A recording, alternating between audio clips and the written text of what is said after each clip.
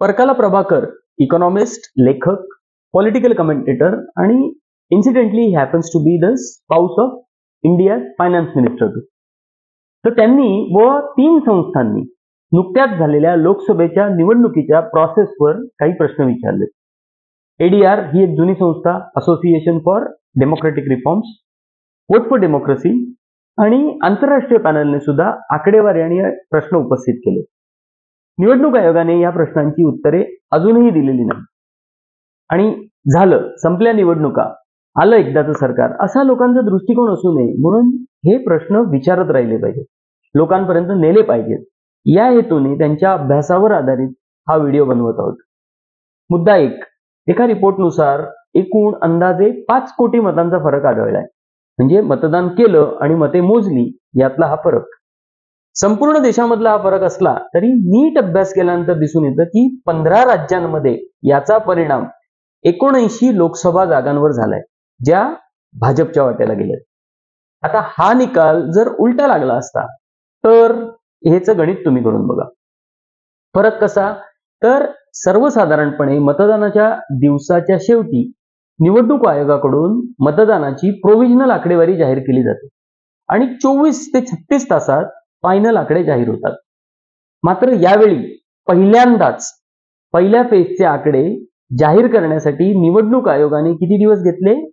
11 दिवस. दुसऱ्या फेजचे प्रोव्हिजनल आकडे स्टेट वाईज किंवा सीट वाईज अजूनही जाहीर केले नाहीत. 5 दिवसानंतर डायरेक्ट फायनल आकडे जाहीर केले. आकड्यांमधला एकूण फरक अंदाजे 4% असला तरी राज्यांनुसार तो बदललाय. म्हणजे आंध्र प्रदेशमध्ये हा फरक साधारण 12.5% आहे, ओडिसामध्ये 12% आहे. या निवडणुकीपर्यंत हा फरक जास्तीत जास्त 1% असायचा आणि आता 12-12.5%. इथे तर 1% फरकाने निवडणुकीचे निकाल बदलू शकतात. काही निकाल तर 40-50 मतांनी बदलले, हे आपण बघितलंय. आणि हे सगळं कधी? तर तंत्रज्ञानामध्ये प्रगती होत असताना आणि मोजणी त्वरित व्हावी म्हणून ईव्हीएम असताना. परंतु या सगळ्यावर आयोगाने समाधानकारक उत्तर दिलेले नाही. मुद्दा 2. निवडणुकींच्या फेजेस बद्दल. तमिळनाडूमध्ये 39 सीट आहेत, पण एका फेजमध्ये निवडणूक झाली आणि तेवढ्याच म्हणजे 40 बिहारमध्ये आहेत, तर तिथे 7 फेजमध्ये निवडणूक झाली. आंध्र प्रदेशमध्ये 25 सीट्स आहेत, 1 फेज. मध्य प्रदेशमध्ये 29 जागा म्हणजे 4 जास्त आहेत, त्याच्यासाठी 4 फेजेस. आसाममध्ये 14 सीट्स आहेत, तिथे 3 फेजेस लागले. हे वेगवेगळ्या राज्यात कमी अधिक फेजेस लागण्याचं काहीतरी तर्कशुद्ध कारण असायला हवं. निवडणूक आयोगाने असं का करावं लागलं याचं स्पष्टीकरण द्यायला हवं. यालाच लोकशाहीमध्ये पारदर्शकता म्हणतात. मुद्दा 3.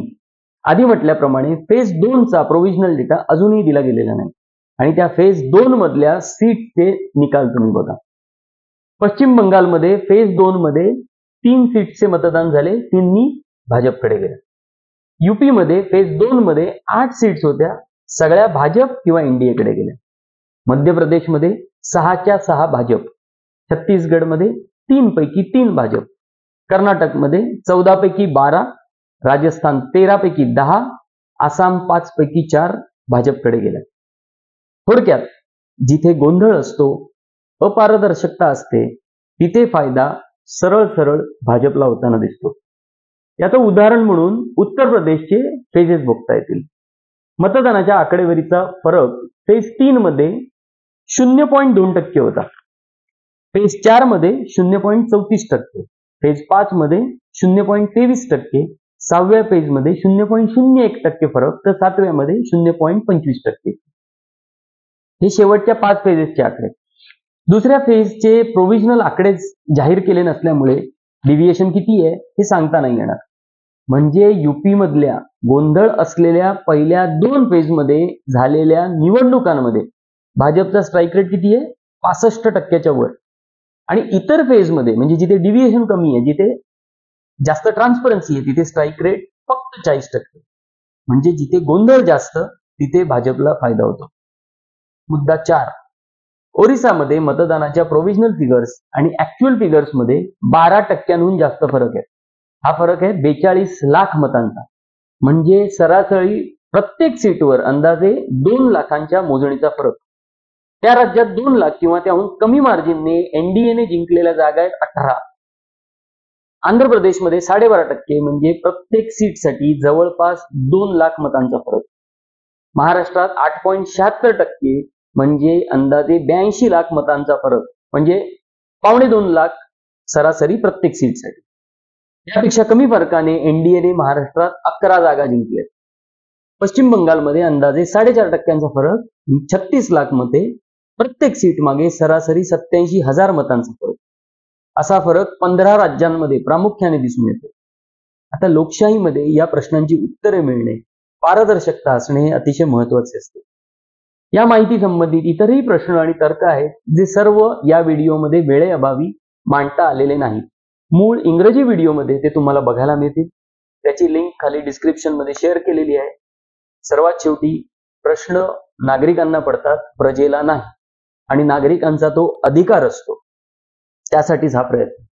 इंडियन व्हॉइसला सबस्क्राईब व सपोर्ट करावा ही विनंती. धन्यवाद.